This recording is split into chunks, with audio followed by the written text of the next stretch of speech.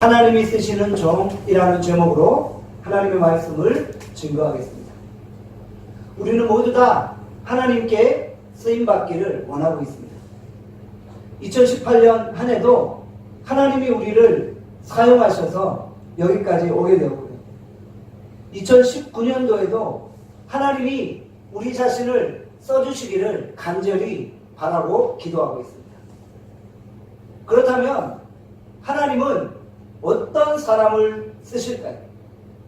하나님은 어떤 사람을 사용하실까요? 사람들도 직원을 부리고 일꾼을 부릴 때 그 사람이 얼마나 이 일을 감당하기에 적합한지를 판단해서 사람을 쓰게 되어진다. 하나님도 마찬가지입니다. 하나님이 사람을 사용하실 때 하나님이 쓰시기에 적합하고 하나님이 사용하시기를 원하시는 자가 있다는 것이죠. 오늘 우리 본문을 통해서 하나님이 어떤 사람을 쓰기를 원하시는지 함께 살펴보도록 하겠습니다. 첫 번째, 하나님은 하나님만 철저히 의지하는 사람을 사용하십니다. 오늘 본문 1절에 보면 이렇게 말씀합니다. 내가 붙드는 나의 종 내 마음에 기뻐하는 자 곧 내가 택한 사람을 보라. 내가 나의 영을 그에게 주었은즉 그가 이방에 정의를 베풀리라. 하나님이 붙드시는 종이 있다는 것이죠. 하나님의 마음에 기쁨이 되어지는 종이 있다는 것이죠. 하나님은 그런 자를 택하시고 사용하신다고 말씀하고 있다는 것입니다. 하나님이 붙드시는 종은 누구입니까? 바로 하나님을 철저히 의지하는 종이라는 것이죠. 하나님만 철저히 의지하는 자에게 하나님의 영을 부어주시고 그 사람을 통해서 하나님이 일하기를 원하신다는 것이죠. 하나님과 연결되어져 있어야 됩니다. 하나님과 붙어 있어야 됩니다. 생명 되신 하나님과 접촉되어져 있어야지만 하나님께 쓰임받을 수 있다는 것이죠. 요한복음 15장 5절에 보면 이렇게 말씀합니다. 나는 포도나무요 너희는 가지라.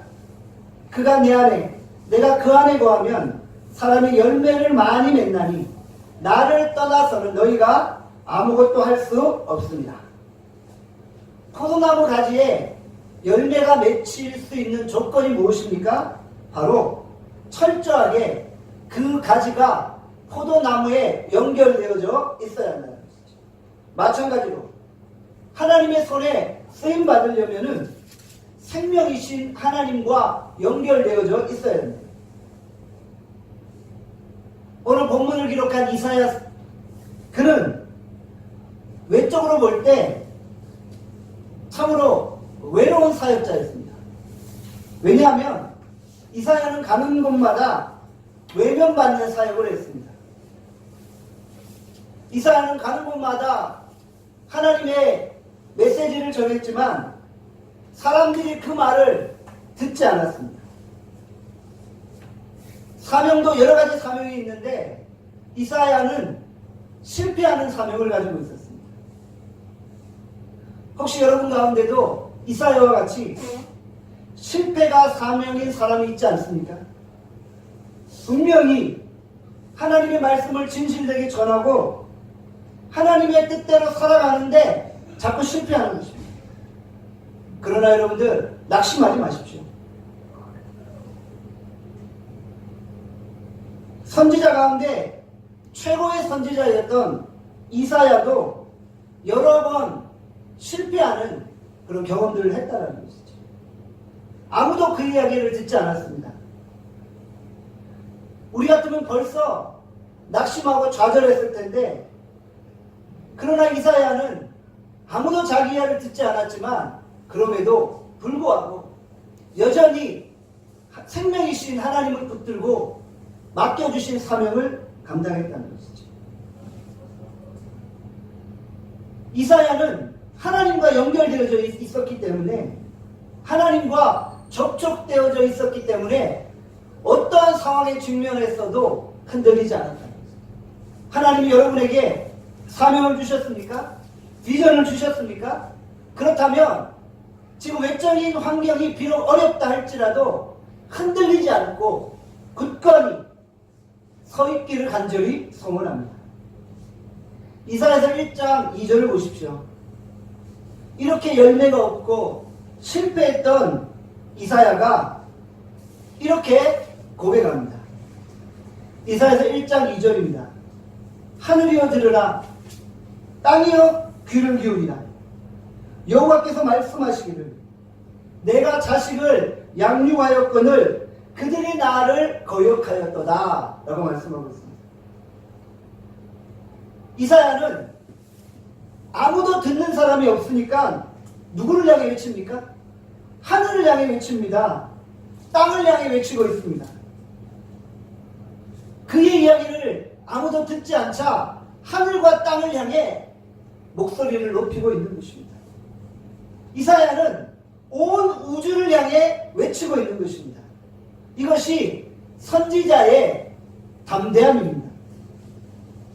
우리 안에도 이런 담대함이 있어야 합니다. 혹시 주변에서 나의 진심을 알아주지 않는 사람들이 있다 할지라도 우리가 낙심하지 않고 여전히 담대하게 외칠 수 있어야만 한다는 것입니다. 우리는 때때로 너무 연약하기 때문에 환경에 눌려있을 때가 많이 있다는 것이죠. 그러나 최악의 환경 속에서도 하나님과 연결되어져 있어서 우리가 담대하게 나갈 수 있기를 간절히 소원합니다. 요즘 이 사회의 모습이 어떠합니까?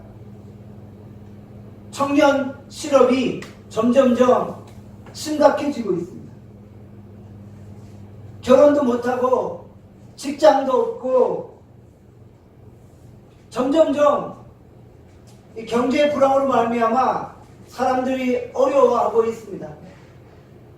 IMF를 훨씬 능가하는 어려움이 우리 앞에 다가오고 있습니다. 그러나 잊지 마십시오. 아무리 어려운 순간이라 할지라도 우리가 하나님과 연결만 되어져 있으면 우리는 살아날 수 있다는 것입니다. 우리는 하나님께 붙들림 받은 종입니다. 우리가 환경 따질 것이 아무것도 없습니다. 전능하신 하나님만 만나면 우리는 얼마든지 하나님의 능력 있는 종으로 쓰임받을 수 있다는 것입니다. 이것이 하나님의 쓰임받는 종의 특징입니다. 하나님의 손이 우리를 떠나면 우리는 너무나 비참해집니다. 그러므로 하나님께 붙들림 받아지기를 원합니다. 우리가 하나님께 쓰임받기 위해서 우리가 얼마나 똑똑한가, 우리가 얼마나 많이 알고 있는가, 우리가 얼마나 능력이 있는가, 이것은 중요하지 않습니다. 하나님은 그분의 능력으로 마른 막대기를 들어서라도 일하시는 분이시기 때문입니다. 하나님의 손에 붙들렸는가, 붙들리지 않았는가, 이것이 중요하다는 것입니다. 사울을 보십시오.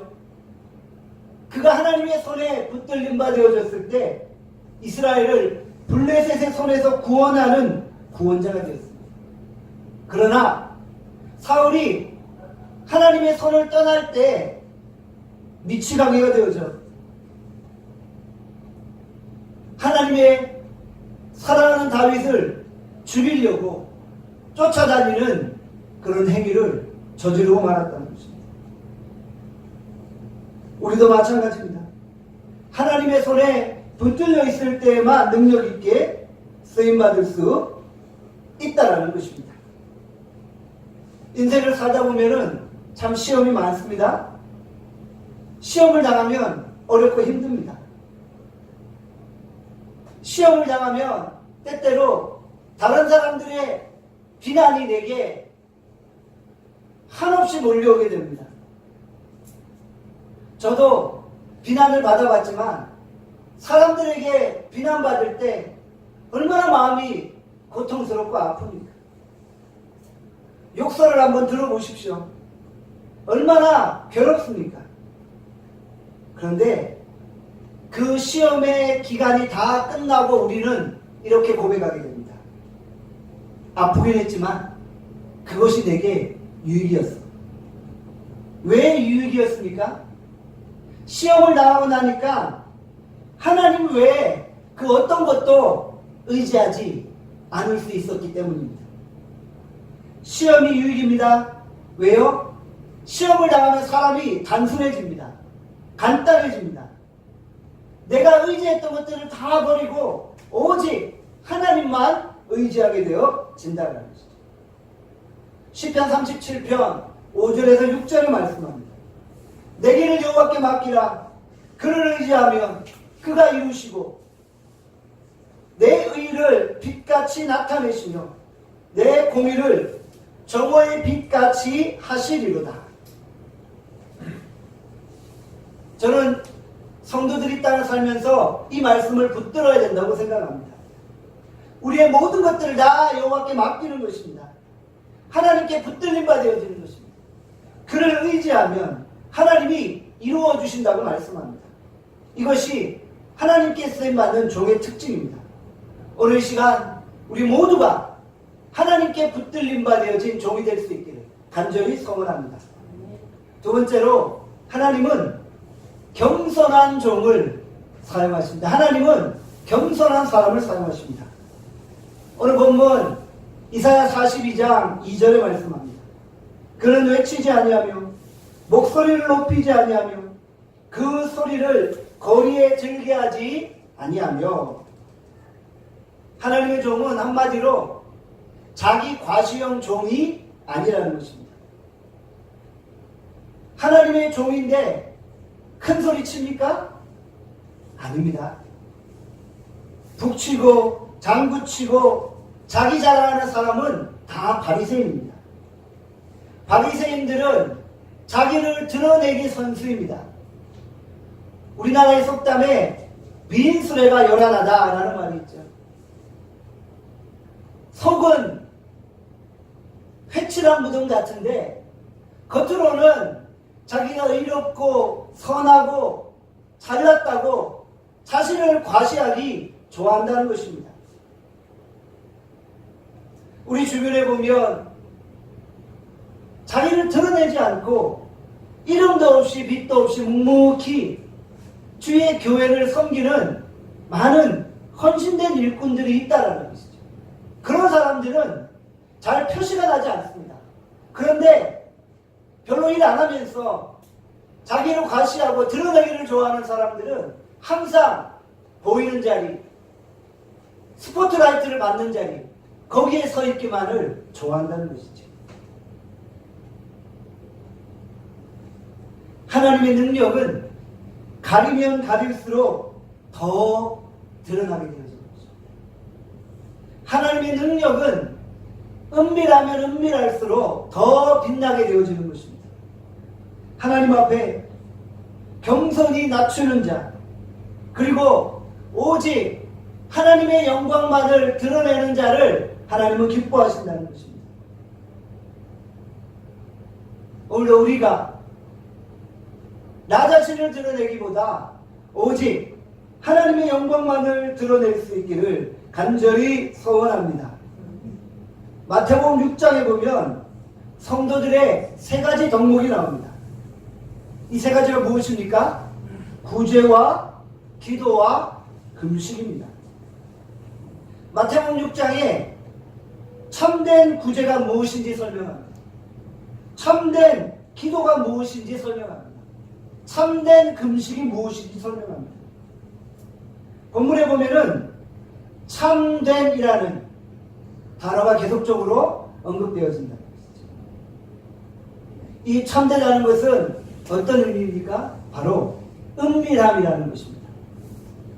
마태복음 6장 3절에 말씀합니다. 너희는 구제할 때 오른손이 하는 것을 왼손이 모르게 하여 내 구제함을 은밀하게 하라. 은밀한 중에 보시는 너희 아버지께서 갚으시리라. 참된 구제를 위한 필요 충분 요건은 바로 은밀함이라는 것입니다. 참된 기도의 내용이 무엇입니까? 역시 은밀함입니다. 참된 금식이 무엇입니까? 얼굴에 기름칠을 하고 남의 눈에 띄지 않게 은밀히 금식하는 것입니다. 자신을 낮추는 모습, 겸손한 모습, 오직 하나님의 영광만을 드러내는 모습이 하나님의 쓰시는 종의 특징이라는 것입니다. 하나님의 영광을 드러내는 종은 기본이 된 종입니다. 왜냐하면요, 종이니까요. 종에게 자기 이름이 어디 있습니까? 과거에 종하면 자기 이름조차 없었습니다. 종은 이름이 없습니다. 주인의 이름만 부를 뿐입니다. 주인의 영광만 있을 뿐입니다. 종의 영광은 없습니다. 우리가 하나님께 쓰임받는 종이라고요? 그렇다면 우리도 이런 모습이 있어야 됩니다. 기본이 바로 서야 합니다. 하나님의 영광을 위해서 내 이름은 사라지고 하나님의 이름만이 높임을 받아야 한다는 것입니다. 이사야서 6장에 보면은 천사들의 모습이 나옵니다. 천사의 날개가 몇 개입니까? 2개? 3개? 본문에 보면 천사의 날개가 6개라고 기록되어 있죠. 거기에 이 스랍의 모습을 보면 참 재밌는 모습이 등장합니다. 이사야 6장을 보면요, 이 스랍들이 2 날개로는 얼굴을 가리고 있습니다. 2 날개로는 발을 가리고 있습니다. 그리고 2 날개로 날아다니고 있다는 것이죠. 2 날개로 얼굴을 가리었다는 것은 무슨 의미입니까? 자기 영광을 가리는 거예요. 자기를 드러내지 않는 거예요. 겸손히 자기 영광을 가리고 하나님의 영광을 높이는 것을 의미합니다. 2 날개로 발을 가리웠다는 말은 무슨 의미입니까? 발은 주로 허물을 이야기하죠. 죄와 허물을 가리는데 2 날개를 썼다는 것입니다. 그리고 나머지 2 날개를 가지고 날았다는 것이죠. 하나님께서 우리에게 주신 은사와 잠재력을 날개라고 합시다. 내가 가진 힘을 모두 다 사용할 필요가 없습니다. 우리가 가진 힘의 3분의 1은 내 영광을 가리는 데 사용하는 것입니다. 그리고 내 은사의 3분의 1은 내 허물을 가리는 데 사용하는 것입니다. 그리고 나머지 내 은사의 3분의 1을 가지고 일을 해도 충분히 하나님의 일을 감당할 수 있다는 것이죠. 이것이 사역자의 표준입니다. 겸손함이 있어야 됩니다. 겸손함에 에너지가 있어야 됩니다. 3분의 1 정도의 힘만을 쓰고 나머지는 철저히 내 자신을 복종시키고 겸손히 나가는, 그렇지 않으면 우리가 하나님 앞에 겸손히 설 수 없다는 것입니다. 내 얼굴을 가리고 내 허물을 가리는 것입니다. 내 발을 가리는 것입니다. 하나님의 쓰시는 종의 특징이 뭐라고요? 바로 겸손함. 겸손함은 곧 자기 부인입니다. 하나님의 영광을 위해서 나를 부인합니다. 내 자아와 내 욕심과 내 육신의 정욕들을 다 십자가에 못 박고 오직 하나님의 영광을 위해서만 살아가는 것입니다. 오늘부터 내 자신을 죽이고 하나님의 영광만을 위해 살 수 있기를 원합니다. 그러기 위해서 우리가 더욱더 하나님 앞에 겸손히 나아가기를 간절히 소원합니다. 자기를 부인하는 것입니다.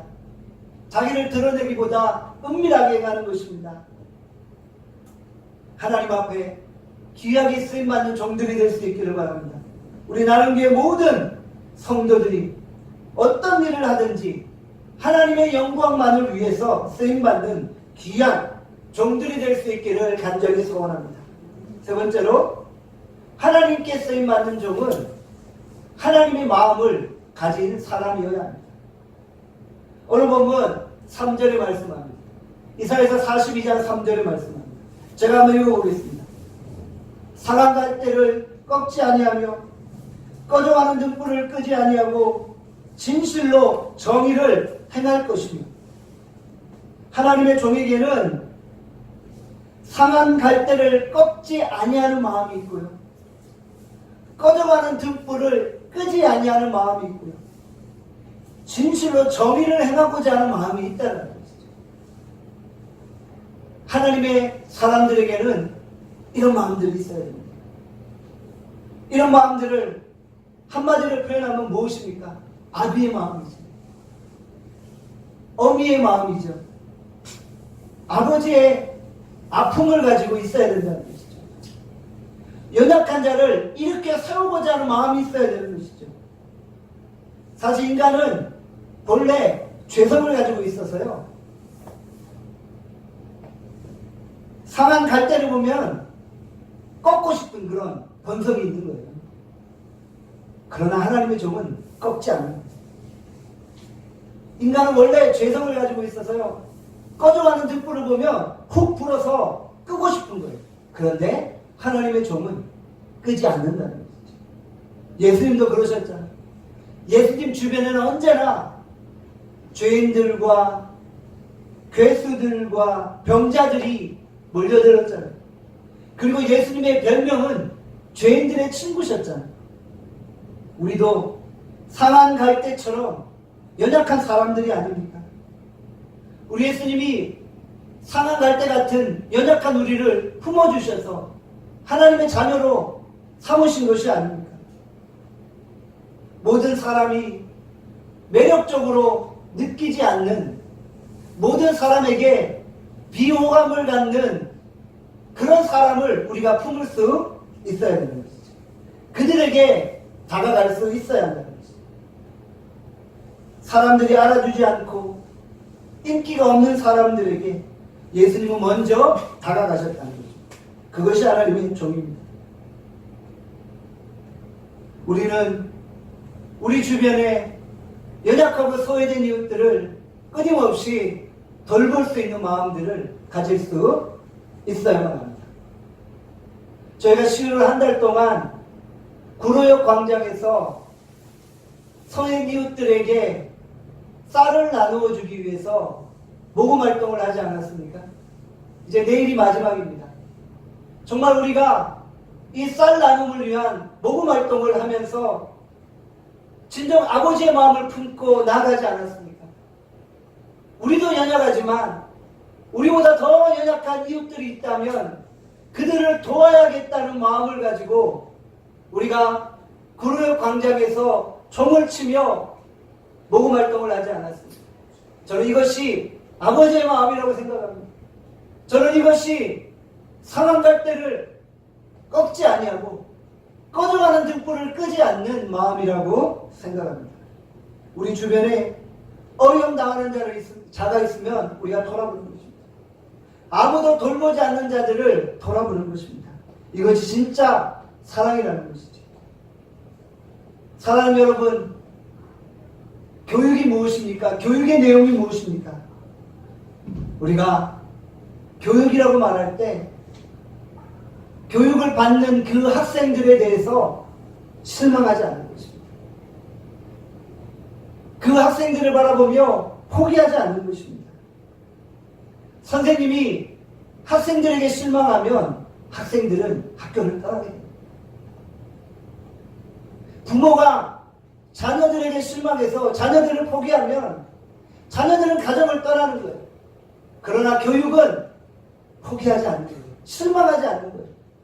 그들이 끝끝내 다시 돌아올 수 있도록 권면하고 훈계하고 양육하고 돌보고 사랑하고 품어주는 것입니다. 지도자가 해야 될 일이 무엇입니까? 실망하지 않는 것입니다. 아무리 부족하고 아무리 반응이 느려고 아무리 학습 효과가 떨어진다 할지라도 끝까지 실망하지 않는 것, 이것이 바로 아버지의 마음입니다. 이것이 바로 어머니의 마음입니다. 우리 부모님들이 그렇게 사시지 않았습니까? 절대 실망하지 않아야 됩니다. 끝까지 버리지 않고 품어주는 것입니다. 우리가 실망하지 않고 참아주며 인내할 때 그들이 다시 살아나는 것입니다. 우리가 포기하지 않으면 그들은 다시 일어나는 것입니다. 우리는 때때로 저 사람은 가능성이 없어 라고 판단하지 않습니까? 여러분들 그런 소리 하지 않기를 바랍니다. 아무리 가능성이 없는 사람도요, 하나님이 품으시면 다시 살아나게 되어지는 것입니다. 가능성이 있어서 구원받는 사람이 누구입니까? 이 중에서 가능성이 있어서 하나님의 자녀가 된 사람이 누가 있습니까? 우리가 다 자격이 없고 우리가 다 하나님 앞에 죄인 중에 괴수요 죽을 수밖에 없는 인생들인데, 가능성 없는 우리를 그리스도의 사랑으로 품어주셔 자녀되게 하시고 오늘 이 자리에 있게 하신 것이 아닙니까? 우리도 끝까지 품어줘야만 합니다.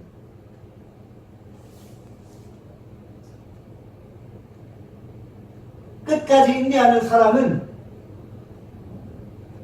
낭비하는 사람이 아니라는 것입니다.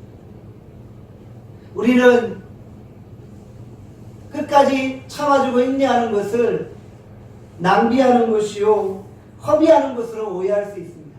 그런데 그것은 낭비가 아닙니다. 그것은 허비가 아닙니다. 끝까지 참아주는 것은 효율성으로 따질 수 있는 것이 아닙니다. 끝까지 참아줄 때만 다시 회복되어지는 것입니다. 마리아가 예수님의 발에 향유를 부을 때 가룟 유다가 뭐라고 말했습니까? 왜 비싼 향유를 쓸데없는 일에 허비합니까? 라고 이야기했다는 것입니다. 원래 살리는 것은 낭비하는 것이요 허비하는 것처럼 보입니다. 원래 생명을 주는 것은 가치 없는 것처럼 보일 때가 있고요, 한없이 쏟아 부어야만 하는 것처럼 보일 때가 있다는 것입니다. 그런데 그럴 때 살아나는 것입니다. 그 마음이 없으면 예수님의 사랑을 전할 수 없다는 것입니다. 베드로를 보십시오. 얼마 전까지 그렇게 예수님을 쫓아다니며 내가 예수님을 절대 부인하지 않겠다라고 고백을 했지만 결국 십자가 앞에서 예수님을 3번이나 부인했잖아요. 마치 그의 인생이 꺼져가는 등불과 같았잖아요. 그러나 예수님은 베드로를 포기하지 않으셨어요. 예수님은 베드로를 버리지 않으셨어요. 그리고 부활하신 예수님이 베드로 앞에 나아가 말씀하셨죠. 요한의 아들 시몬아, 내가 이 사람들보다 나를 더 사랑하느냐? 가로되 주여 그러하외다. 내가 주를 사랑하는 줄 주께서 아시나이다. 가라사대 내 어린 양을 먹이라 하시고, 인정해주고 또 인정해주니까 결국 베드로가 살아나기 시작합니다. 결국 베드로는 사도행전에 가서 능력 있게 하나님의 손에 붙들림 바 되어진 순교자가 되지 않았습니까? 이것이 아버지의 마음입니다. 끝까지 참아주고 인내해주면 다시 살아나는 것입니다.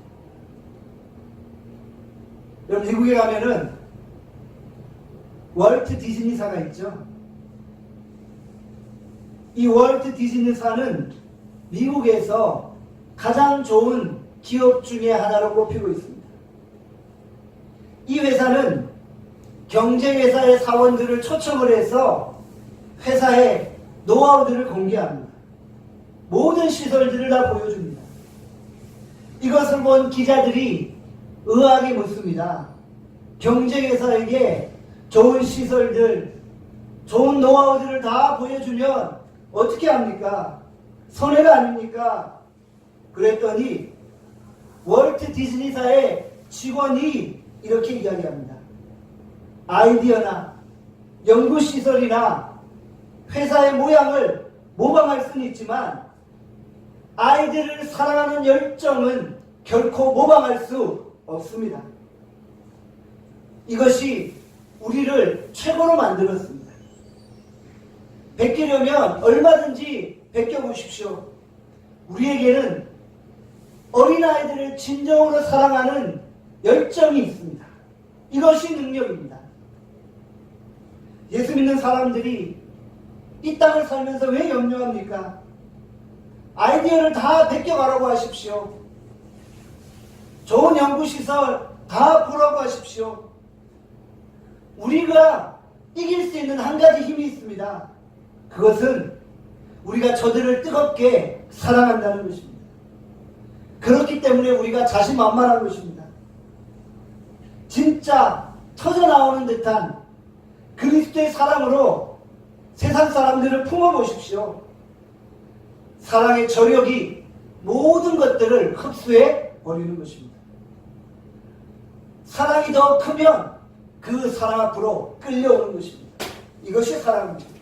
이것이 그리스도의 능력입니다. 이 능력을 가지고 일하는 하나님의 종들이 되시기를 바랍니다. 말씀을 맺겠습니다. 하나님은 어떤 사람을 사용하십니까? 하나님의 쓰시는 종의 특징은 무엇입니까? 첫 번째, 하나님께 붙들림 받은 종입니다. 하나님만 의지하는 종입니다. 두 번째, 경선이 무릎 꿇는 종입니다. 세 번째, 아버지의 마음, 어머니의 마음을 가지고 하나님의 사람들을 사랑하는 종입니다. 오늘 우리가 이와 같은 마음을 품고 하나님 앞에 쓰임받는 귀한 하나님의 사람이 될 수 있기를 간절히 소원합니다. 아멘. 기도하겠습니다. 아버지 하나님, 오늘 말씀을 통하여서 하나님께 쓰임받는 종의 특징을 보게 하시니 감사합니다. 무엇보다도 우리가 하나님만 의탁하기를 원합니다. 하나님만 의지하기를 원합니다. 하나님께 붙들림 받은 종이 되어지게 하시고 날마다 나 자신의 영광이 아니라 오직 하나님의 영광을 위해 살아가게 하시고 날마다 그리스도의 사랑을 가지고 이 땅을 섬길 수 있게 하여 주시옵소서. 우리는 세상을 사랑하는 뜨거운 열정이 있음을 잊지 않게 하시고 이 열정으로 이 사랑으로 세상을 품게 하여 주시옵소서. 오늘 주께서 우리와 함께 하여 주셔서 우리를 주의 도구로 귀하게 사용하시고 하나님의 영광을 위해 쓰임받게 하여 주시기를 간절히 빌고 소원하고 감사드리며 예수 그리스도 이름으로 기도하옵나이다. 아멘.